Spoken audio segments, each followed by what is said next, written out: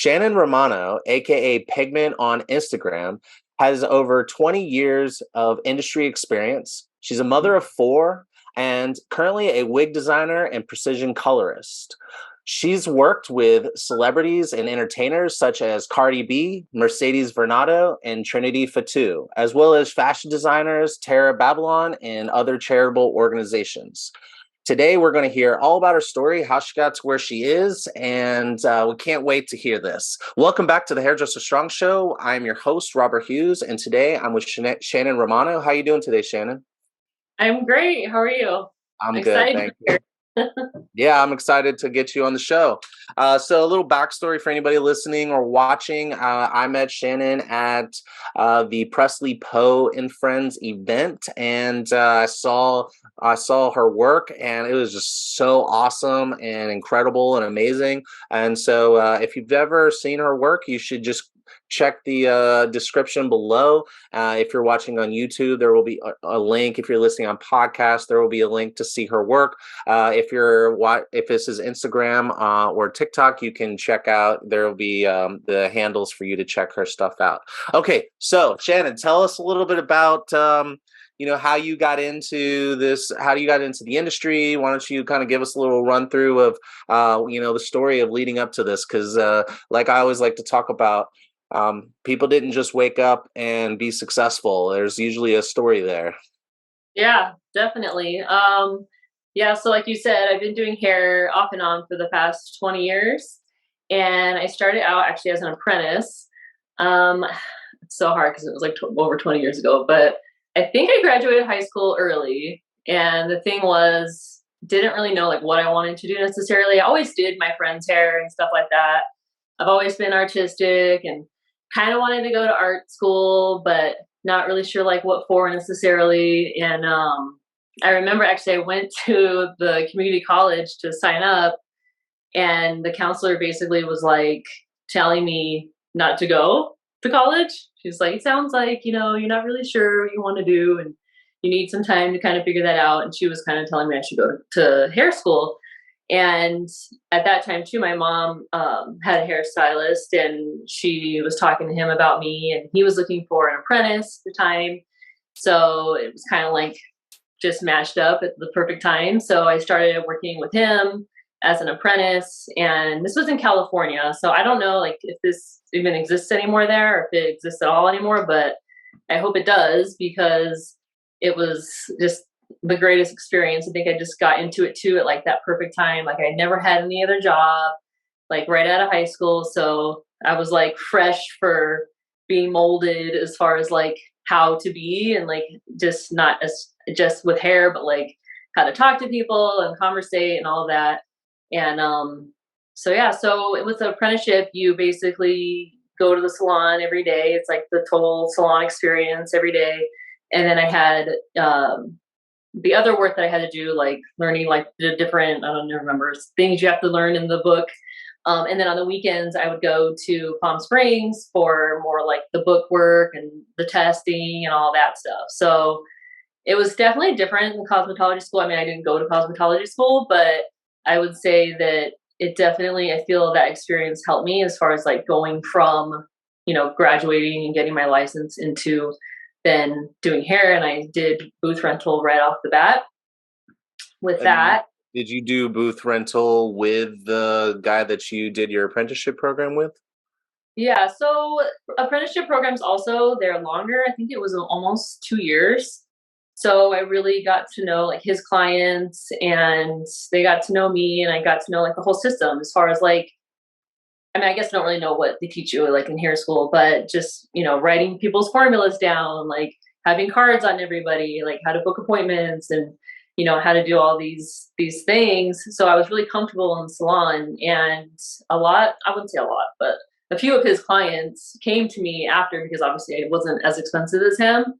And so I took on some of his clients. And then also I got really lucky because this lady I worked with was leaving right as I was graduating. So all her clients would see me all the time too, and they knew who I was, and like they would see the work I would do like in the salon. I would bring people in to practice on. And so, I was pretty good. So I basically got her whole clientele. like when she left. So literally like when I started doing hair on the floor, had a full clientele for the most part. So it was honestly like a very positive experience, I'd say, right off the bat. I didn't really have a lot of downtime as far as like waiting around for people or like trying to promote myself. And like this is way before Instagram or anything like that. So it was just such a different time. But it was almost, I would say, too good to be true because I was so young. I didn't realize like how lucky I was with the job that I had. And basically, when you're a booth rental stylist, you're also pretty much your own boss. You know, like you can kind of come and go as you please. And I always say that it like ruined me for other jobs because other jobs aren't like that. You know, like you clock in or you have to stay for a certain amount of time and it's just I've also had other jobs. So that's how I know like that's the case because I think because it was so easy right away, I was like, oh, I'm gonna move to Vegas and do hair in Vegas and like be successful there and it's gonna be super easy and I'm gonna do all these things. And so I did that and I did booth rental in this salon in Vegas and it was the first time I had like moved away from home and like moved out of my parents' house and all that. And it was like a huge slap in the face because it wasn't like my first experience, like at all. And it was hard to like build in this area. It was like kind of like new and growing. So I had like no idea like how I was supposed to get clients in that way. There was like no real like word of mouth yet. I also came from like a smaller town, which definitely has its plus and minuses for anyone out there that feels like, oh, I live in such a small town and, you know, woe is me. It's a lot easier in my experience to grow in a smaller town because it's such a closer knit situation. And in Vegas, it's so different. It's like a very transient city. Like people are coming and going constantly. It's huge. Like there's a salon on every corner. It's just so different. And I was young at the time and I was just like, well, this sucks, you know, like, I couldn't even afford honestly, to, hold on, someone's calling me. Can you see me? Yeah. Can you? Okay. Yeah. I couldn't even afford to do what I was doing in that way. I had to get a second job and I worked at Target and I also was still doing hair, but I think I was just too young, you know, and I just didn't realize like how good I had it before. But also I was like lacking the experience of just having, I don't want to say like a normal job because straight out of high school, it was like I had this serious career. I didn't have like this fun job to kind of like figure things out and my fun job to turn into like something that maybe I didn't really enjoy anymore and aspire more to have a career. You know what I mean? So I kind of like went backwards, I feel like in that sense. Cause then I went to like, worked at Target and like I had my friends there and it was just more fun. And I stopped doing hair. Trying to think because I've never like talked about this part of my story, but I think it's important because it's definitely a journey. Like doing hair is definitely a journey, you know? Well, I think this part, this part of your story is, I think, very familiar to a lot of rising stylists and people coming out and trying to like get started. And there's a lot of people, there's a lot of young people who leave the industry because it's too hard to build a clientele early on, and you gotta like they don't want to eat ramen noodles and live in a house with like 6 people. So I think it's important. I love this part of the story. So please, sorry to interrupt, but yes. No, it's so true. Like I'm definitely that person that started in it, did it, got out of it, didn't really think I'd ever go back to it. I ended up working at the airport. And so at this point too, like when you're young, you kind of like you're just trying to make enough money to survive, you know, to like live on your own. And so I was very much like the hustler in that sense, just like, well, how do I get this job and how much money does that pay? And so I worked at the airport, and then a friend that is actually now my husband, that I met there worked for the MGM, and he was he was a stagehand for the MGM. He used to set up for concerts and shows and stuff like that. And he was telling me like how much money he made and all this stuff. And I'm just like, man, I want to get into that. So I got into doing that part-time while working at the airport. And I think after like a couple of years of that, I think I got more comfortable. Like when we got together and we actually, I can't remember now. I think it was, yeah, after we had our first kid, I was kind of thinking more on the lines of like, what am I really going to do with my life? You know? And I still really missed doing hair.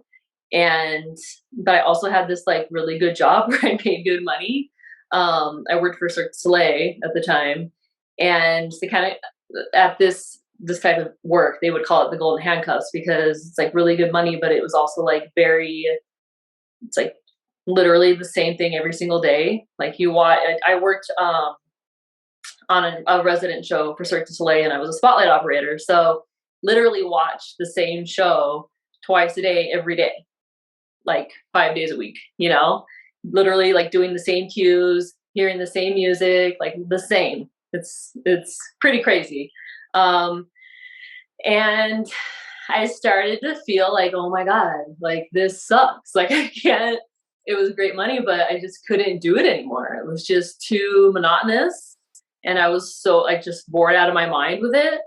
And I really like dreamt about like going back into hair and like doing hair and like really going for it in like the sense that I really never did before, like just making more of a career out of it. And just, I appreciated it a lot more, I think, experiencing all these other types of jobs where you don't have the freedom, like I was saying, as far as like being your own boss, making your own hours, like being flexible, like even little things like walking outside if you want to take a break for a second, you know, like things like that. There's a lot of really just cool things when you're a hairstylist and you're, you know, your own boss that you can do that you can't do in other jobs, you know, and kind of take that for granted, especially if a lot of us go into cosmetology school when we're young and like right out of high school. So I think you don't know what you don't know. Like you don't know how good, you know, certain aspects of doing hair are. And so for me, like I think gaining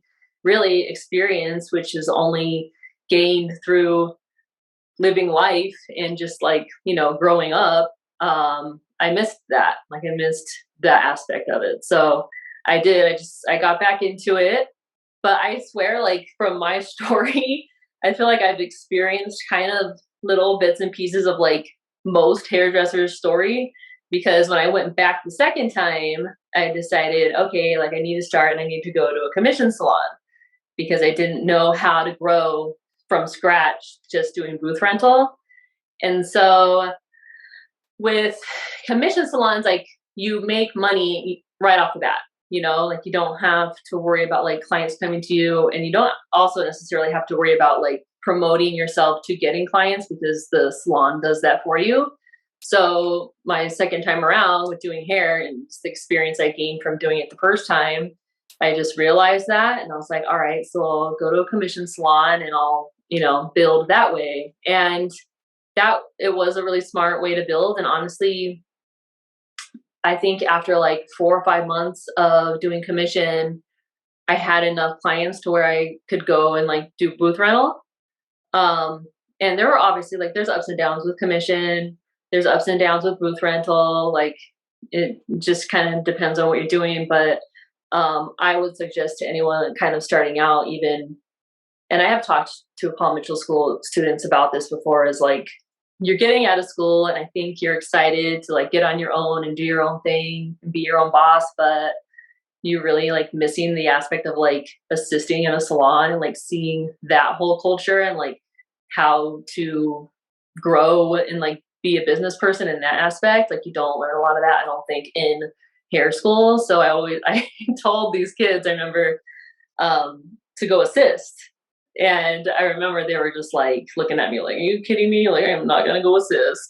Okay, boomer. Yeah, they're like, yeah, right. Like, I'm going to go be my own boss, make my own money. Like, I'm not going to go assist somebody. But that was kind of my advice to them, was to like get into a place in that way, like assist, make a little bit of money, like learn that culture, and then transition into like, you know, more so being your own boss. But like, it doesn't really stop with getting your license. And like, you know, I'm not sure how long hair school is. What, like a year or a Most year? places it's about a year. Yeah. And Yeah. so if you think about like just any career, 'cause that's really what hair is, it's not just a job at McDonald's, like it's a career. So most careers or most people go to school for years for their careers. You know what I mean? So it really doesn't stop there. And even for me, like being an apprentice and then getting on my own and working and then all the experience I had, it was still like the education of it, you know? I was still like learning like my journey with my career and like how to make it work in my life. And I would say that's the thing with hair is I think it's hard because, you know, you get your license right away and you think you're going to do all these things and maybe it doesn't necessarily work out that way, especially right off the bat. But like I said, like with any job, especially when you're young and you're getting into like your career, it takes like 10 years to get to that point, you know? And so like just realize that I think is important, that it's not going to be easy and it's not, you're not going to love everything about it, but like you have to constantly figure out like what works for you or what you need to do to make it work. You know what I mean? Because in any job, it's that way. Like if you think doing hair is hard or, you know, not fulfilling you in certain ways like it did for me, and then I went and had these other jobs, I kind of like picked up these experiences from doing different things and figured out like, okay, well, that's not that great either. Or, well, maybe I like this, but I don't really like that. And that's just life. Like, it's not fun all the time. It's like also hard, but in those hard times, I think is how you really figure out your path. And like going through those hard times, I genuinely feel is how you get to where you really want to be and like really feel fulfilled. So I just feel like hair, I always say like it's a journey, you know. It's definitely a journey. Like even if you say, "Oh, I'm not gonna, you know, put it on hold or I'm not gonna do hair anymore," like I guarantee you probably will come back to it after you kind of like had some experience and like figured other things out. I think the people that stick to it and stay in it, it's because it's a passion. And I mean, I can only speak for myself, but like the thing that kept me coming back to it genuinely was the artistic aspect of it and being able, I think, to like make money being artistic was the most fulfilling thing for me. And with hair, other than like my other job where I was saying it's like the same every day, hair is always different. And like for me and my brain, like that's what makes my brain happy. Like I have to be constantly just stimulated in that in doing different things. You know what I mean? And every single day is different when you're a hairstylist. Totally. And yeah, and like that's the best part. And there aren't a lot of jobs that are like that. So you might not even realize that until like you step away and you do other things, you know, if hair is the one thing you've ever done. Cause I didn't know that, you know. So, But let's go. I want to hear the rest of your story on how you got to where you are. And so you were saying that you decided to get back into hair. You went to a salon, a commissioned salon. You worked there about 4 or 5 months, and then you decided to go back to booth rental. yeah. So I worked there for about 4 or 5 months. Honestly, I probably would have worked there longer if the owners were better people. I felt like it was really micromanaged to death, and there were just a lot of things in the way like they treated people, and not just like the people that worked there, but the customers, and just the way they would charge things for certain things. I just felt was wrong. And like I said, like I worked in Vegas, so I felt like there's already like this idea that it's like bigger and better, and the prices are higher, but like they were taking in people straight out of school and like charging like ridiculous amounts of money to clients coming in to get like what these clients are thinking they're coming in for, which is, you know, someone that's really been doing something this for a long time. And anyway, I just felt like there were just things about it that didn't really sit right with me. So I ended up, yeah, leaving and going to a booth rental salon. and worked there for a couple years actually until I had my third child. So yeah, and that's when I kind of took a break after I had her because we ended up, wait, hold on, let me think. Yeah. So I took a break after I had her, and that's kind of when Instagram started. And so if you got into doing hair, I feel like before Instagram existed, or social media in general, before it existed, um, you really realize like how much of a difference utilizing this tool could make in your life. Like when I first started doing hair, I felt like, man, I would literally look through, I remember, I'm pretty sure it was behind the chair. It used to just be a magazine. And I remember sitting there and I would look through this magazine and I would just think, man, like, how do I do that? Like, I wanted to do like all the things, you know, like, how do I become a platform artist or how do I, enter NAHA and like all this stuff. And back then it was like, it just seemed like such an impossible feat, what Totally. you like, who would you even contact? It was Right. like, you know, and so after my third baby, that's when like Instagram started taking off, and I was just like, oh my god, like this is amazing because because I'm also like really into visuals, obviously, um, and I loved like the photography of it, and like that's when like colorful hair started to really become a thing, and I was just got so into wanting to do just that, and I decided, all right, like I'm gonna take this time to like build my portfolio so that I can market myself to do more of the stuff that I'm passionate about, that I want to do. And so that's kind of what I started doing. So that's when I got actually into working with wigs and extensions, which ironically wasn't something that I was like passionate about, like working with wigs or anything like that. It was because I didn't have models, like I didn't have people to work on, so I had to figure out a way to do it to market myself to like bring that in, you know what I mean? And so it kind of started out as that, and I would just like place these extensions. I would just started with extensions because I didn't even like the realm of like doing coloring a wig was just so beyond something I thought I could be capable of or to do. I had like no clue about hair in that way. And so I started working with extensions and I would like place them on my head and take pictures of myself. Like I would just be the model because I'm just like doing it all myself. And it's funny because at the time it was kind of an insecurity of mine to feel like I had to do this in this way. Like I didn't want people to really know it was me. And so I would like kind of like cover my face and like paint, paint my face different all the time so that people would kind of know it wasn't just me all the time. And it's funny because like this insecurity of mine of like working with extensions, I felt like, oh my God, like, um, I don't want to say like embarrassed, but kind of because like I didn't have models, but it ended up being like what set me apart. Like that's literally all I do now is work with wigs, which is so interesting to me because it was like this insecurity of mine that ended up becoming like what I feel changed my life and changed my career in that way. And it was definitely not planned. I didn't like sit there and think to myself, you know, where do I want to be in 5, 10 years as far as like this huge master plan of doing this.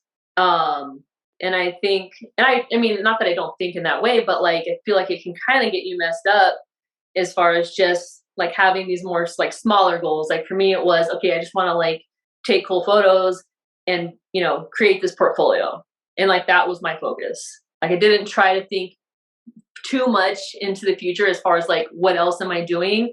And I feel like a lot of people will say to you, because I remember feeling this way, what's your goal? Like, what do you want to do? Like, what do you want this to be? And like, what's your long-term goal? And it's just like, there's so much pressure around that. Like, what is your huge master plan here? And I feel like it's just BS because one, like that constantly changes, Yeah. like as you get older, whatever your plan is today could change as far as like what your interests are. So there really is no like master plan, and that's kind of like how I see what I'm doing is I just try to focus on what I'm doing now, what I like about what I'm doing now, and like what I don't like about what I'm doing, and like just tweaking and changing things. Don't just like throw in the towel, like figure out what it is that needs to change to keep you going, to keep you happy. And then you end up in this place like what I do now with wigs, just by following, I guess, following your heart, So I love that. It's like I was thinking, like while you were saying that, I was like, yeah, you definitely sound quite passionate on about the artistic side, and I'm glad you said that about like big plans and just like because I do think people can get a little overwhelmed, and I do also like these little goals and just kind of keep moving forward. But also, you also sound a little like a scientist, like kind of tinkering in a lab. It's like, oh, that didn't work. When scientists are in a lab, they're trying to create a new drug or for something, for example, or they're trying to find a solution to something. They just keep playing around until they kind of find out what works, and I love that. I want to take a second since we're talking about what you're doing. I want to share my screen. I pulled up your Instagram. I wanted to share that with everybody so they can kind of see, in case they haven't heard, had a chance to see your work. Just want to show people like what the type of stuff we're talking about here. And yeah. so like when did you get like tell us a little bit about like that process of getting into doing this as a thing? Like were you always doing this kind of fun, really creative type of artwork on your wigs?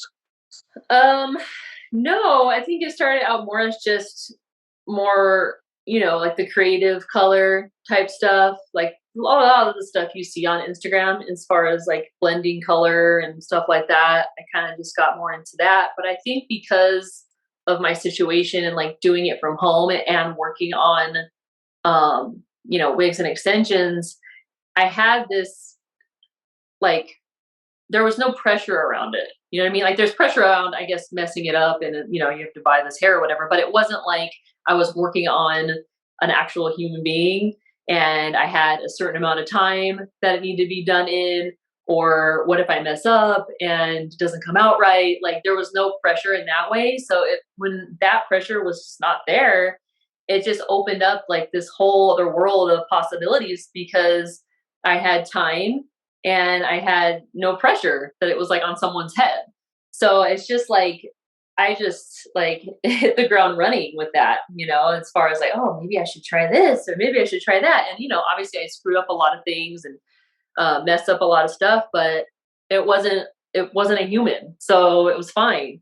And I think just that element of it is what really brought me to what I'm doing. If I only ever worked on models, like I was saying before, like I wished I could have had models to work on. It was like, I'd see all these people on Instagram and they have all these models that come in and they do their hair. And I was, man, I wish I could do that. But because I didn't have that, I had to figure out a different way that ended up, ironically, working out better for me. You know what I mean? So, and that's the thing is like, you can't necessarily take like part of your life or a situation and see it like a negative thing. Like you really have to see what it is about your situation that you can, use it to your advantage. And like also for me, we ended up moving across the country and I had another, my fourth baby. And I wanted to stay home with him until he started school. And I think at this point, I realized, especially having kids, like how valuable time is. And when he was home with me, I realized, you know what, like I have this time. Either you have time or you have money is kind of the thing I feel. And I had time and I didn't want to waste it by not doing anything. So that's also when I really started to get more in like the creative aspect of it. And what's kind of crazy about that is I moved across the country. And so at this point, I was just doing kind of more like color melts and stuff like that. But when I moved across the country, I got really depressed, really homesick. And I think it took on this whole other type of art because maybe because of that, you know, like I needed to tap in more into like the artistic aspect of my brain because I needed the distraction at the time as well. And I've always loved art. I've always, you know, loved doing stuff like that. But I wouldn't necessarily say I didn't have a ton of like paint. I've never done a painting, you know what I mean? I think I've done like one or like a couple with my kids. Like with the hairdustry people, they were asking me like, you know, did you go to school for this? Or did you, you know, do you have like a ton of drawings? And I'm like, no, it was always like something I did kind of for fun and I was pretty good at it. But it wasn't until I started doing it on hair that I got good at it, which is so weird. But remember my dad was telling me, he's like, well, why don't you try doing that on like canvas? Because it'd probably be easier than trying to do it on hair. And I was just like, well, yeah, but like, I don't have time. And at that point I have 4 kids and I'm like, all right, well, I only have time to practice this and get good at it because obviously like I liked it, but I also knew like I wanted to turn this somehow into my job, like once he went to school. So it wasn't like I was just doing it as an outlet. Like I did have this, you know, plan in mind to somehow like turn this into my career. I didn't know how exactly that was going to work, but that was why I was doing it on hair. Otherwise, I probably would have just been doing it on canvas. But like I needed to somehow like incorporate this into my hair career because that's all I've really known. And that's kind of how this happened. And so it's funny because like I said before, like I really wanted to go to art school when I graduated high school. I also always loved photography. And I loved doing hair. And now, ironically, like I do all of these things in my career, you know? So like somehow like they all ended up becoming what I do now, which is so bizarre to me because I wouldn't say like I'm someone that's necessarily like I don't like believe in fate necessarily of things, but it's just kind of ironic to me that it ended up that way. But also, I think it's because I always focused on what made me happy, you know? This is awesome. So I think I love this story. So how did it go from you tinkering and being artistic and playing around with different types of artwork on the wigs to like do you remember your first like sale that wasn't maybe to like a friend, like someone who like did they reach out to you on Instagram? Did they were you working with like a PR person or like how did that happen? Um, so I guess I don't know if I'd say I'm lucky, but I had so much fun just figuring out these different things to do on hair that I didn't ever think was possible. That was enough for me for a really long time. Like I was like I'll look back on my page and stuff and that was the best time. Like I wasn't making any money. I spent all day every day doing it and it was like the best time. And it's just funny because that's really what kept me going with it all. And then I think the first thing I ever did for someone um, was this recording artist, and she wanted me to do like a Pinocchio on hair, and I was like, "Are you crazy? Like, I can't do that," you know. And like a couple other wigs too. She was doing this music video, and I ended up doing it, and it ended up looking really cool. And I remember after I was done, because it was like maybe I think it was 2 wigs that I did.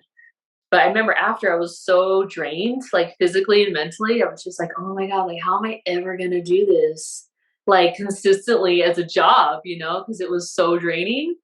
But I was still kind of learning and I was still just barely like getting into doing stuff like this on full on wigs because when you're doing stuff on a weft, basically it's like flat. It's like one section of hair that's on a table. So it's totally different when you have to see how to like figure out how to do that on like a full on 3-dimensional like head of hair. It's a completely different thing.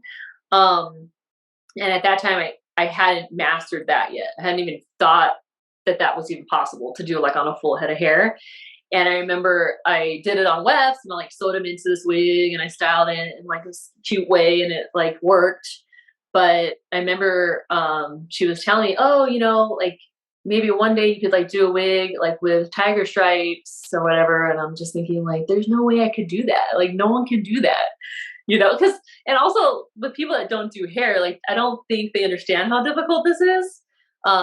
Hairdressers, I think, get it, obviously. But like when she said that, I was just thinking, and I told her, I was like, yeah, well, I can't do that on a whole like head of hair. And she was like, oh, you'll figure it out. And I'm like, I don't think so. But then when I started to think about it, like, why isn't it possible? If it's like the strand of hair and it lays in this certain way and like that's where that hair lives and it's the same as a weft, it's just a section. Like, why can't I do it on a full on wig? So that's when I actually went in and like tried to do it on a full wig. And the white tiger wig, which is still on my page, is the first wig I ever did in that way. And that wig is actually like throughout the entire head of hair is that design. And I remember I was like so proud of myself for figuring that out. I was like, and that was the thing. Like I felt like you said, like a scientist, like figuring out these discoveries, because like honestly, I feel like I'm kind of the first of this in this way to like do it on full on wigs like this. And so it's like I would have these like discoveries and aha moments of things I didn't even think I was possible. And like the way that makes you feel inside is just, it's so, you like become obsessed with that feeling, and it just, that's kind of what kept me going. Like I said, like maybe I honestly like had here and there people that would pay me to do things, but I was just so passionate and like just loved it so much. I just knew there was never a doubt in my mind. And this is like something I realized like a lot of people don't feel this way, but I feel like all successful people feel this way is, like there was never a doubt in my mind that it would work. Like once I figured out how to do it, I just had this feeling like there's no way like this, I won't be successful at this. Like, and I think it was because also like nobody was doing it and it was different and it was like new and I was good at it. So I just felt like I'm just going to keep practicing and get better at this thing and fucking master it so that I can be successful at it. Because honestly, I feel like that was the only thing keeping me, from being successful was just really mastering it. And I knew that that was possible. So I think that kept me going for a really long time. And then I would say, I don't know, I'd have to look at my page, but I did right before 2020, I did a wig for Cardi B. And I remember at that time too, I was also still really like imagining myself doing something for someone like that big of a celebrity was so stressful. Like, I How can't did even she tell you. find you? Her hairdresser actually saw Okay. my work, and Okay. it was a weft, and she was like, "Hey, can you do this, or is this a wig?" Like, So I ended up just doing it because obviously I saw she had interest in it, so I did it on a wig. I had never done that on a wig, and I was still learning like how to do it on wigs, at this time, and so I think I was still not in the right place to like be ready for that kind of a clientele because I could tell like just by the way it made me feel like I just felt so stressed out about it. I remember like even going to like FedEx to like send it off. I had this like literal like panic attack over it. And I got really down on myself about it because I felt like, why do I feel like this? Like, I don't want to feel like this all the time. Like, is this not for me? Like, am I not going to be able to deal with the stress of, having these types of clients? And it kind of really messed me up and like got in my head. And I started to feel like, maybe it wasn't what I wanted. And that's when 2020 happened, which is so ironic because Wow. it really gave me time to like step back and just practice, Oh wow. So you could have also looked at it another way though. You could have been like down on yourself and then COVID shuts down and you could have taken the negative route that a lot of people took and like just wallowed in it, and you took that as an opportunity to step it up and like lean into it. That's pretty impressive. That's awesome. Yeah, because I feel like I said, like with having kids, I think it really, really puts into perspective time. And I've always seen it like that. Like if I don't have time, then I'm probably making money, which is great. If I have more time, it's probably because I'm not making as much money. But it's also great because with that time, you can't take back that. I never would have got where I am if I didn't have the time, you know? Like didn't matter like how much money I would have had or how successful I could have been like working behind the chair again. I had to take the sacrifice of like stepping back and not making much money at all for years. But I knew it would pay off. And so that's kind of the thing I feel like is either you have time or you have money. So I love yeah. this.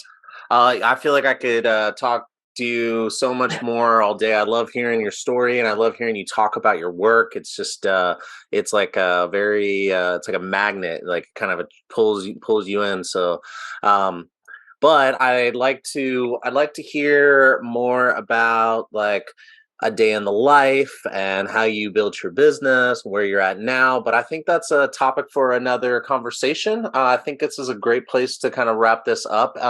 Do you have any kind of like, I feel like you dropped so much incredible advice for people who are going through various things at various stages. But just to like wrap it up, as we wrap it up and sign off, is there any like last minute, like last pieces of things that you want to say to somebody who's maybe in a rut or trying to figure things out or has a dream and they're not like really sure where to go next? Anything like Yeah. that? Definitely, because I would say, there'll always be ups and downs. 2020, 2021, honestly like hit me really hard. Obviously I have 4 kids. They were home during that whole time. Just life in general was crazy. And I went through a hard time as well. And I just feel like I've always kind of struggled off and on with like depression and anxiety. And I would say probably for the majority, I felt like it was a bad thing. It's like this problem that I have. But honestly, I feel like it's something that literally everyone has. Like it's an emotion, it's a feeling. I don't see it as an illness at all. Like I feel like if you see it as like your body and your brain is like trying to tell you something, it's such a more positive way to like see something like that. Like for me, getting depression or getting anxiety, basically it's like telling me something needs to change in my life. And like for me, like usually with depression, it means I've like outgrown whatever space I'm in and I'm ready for more, which is a positive, right? Or anxiety could be, maybe you're not ready for whatever it is yet that's like giving you that anxiety. So just really listening to yourself, and not like going into the whole of those feelings, but like trying to like figure out why you're having those feelings, I think is literally how I've gotten to like where I am today. Awesome. Awesome. Wow. Thank you so much. This is incredible. And I definitely look forward to our next conversation.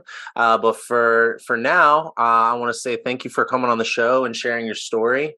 I really do appreciate you take the time. And I'm sure a lot of people will I think your story will really resonate with a lot of people. So thank you. Awesome. Thank you. Thank you for having me. And yeah, I feel the same way. I feel like I'm just like anybody else trying to figure it out. So thanks for having me. Absolutely.